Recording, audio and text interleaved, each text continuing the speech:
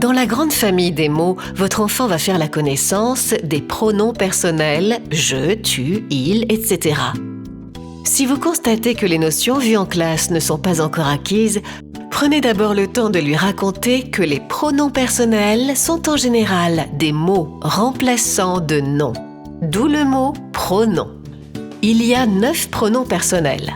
Il y a ceux qui désignent une personne au singulier et ceux qui désignent plusieurs personnes, nous, vous, il, elle.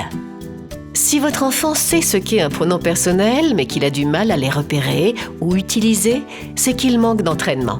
Les exercices que nous vous proposons lui permettront de développer des automatismes. Inventez quelques phrases où le nom est trop répété. À votre enfant d'essayer de lui trouver un remplaçant. Le nom chien est ici le sujet, mais il est trop répété et ce n'est pas très joli. C'est là qu'entrent en scène nos pronoms personnels. Ici, il s'agira de « il » car chien est un nom masculin singulier.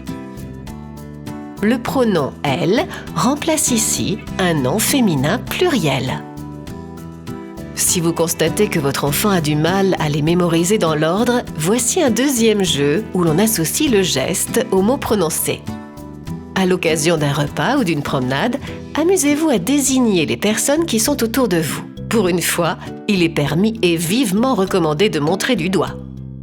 Vous commencez en disant « Je suis content » et vous posez vos mains sur votre buste. Ensuite, vous dites « Tu es content » en posant votre main sur le buste de votre enfant.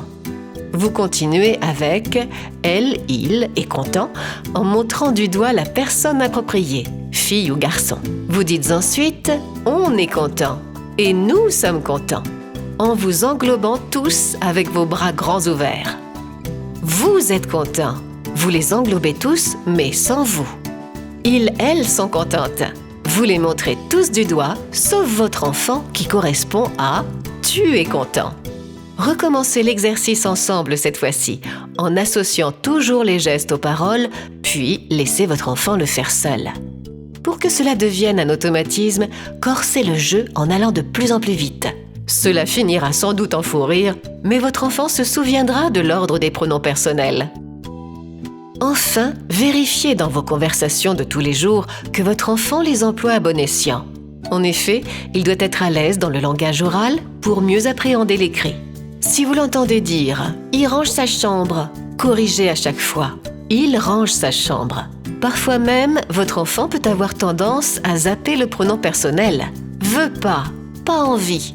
S'il s'agit d'une mauvaise habitude de langage, reprenez-le systématiquement ou simulez l'incompréhension pour l'inciter à reformuler. Cela peut paraître fastidieux au début, mais cela finira par porter ses fruits.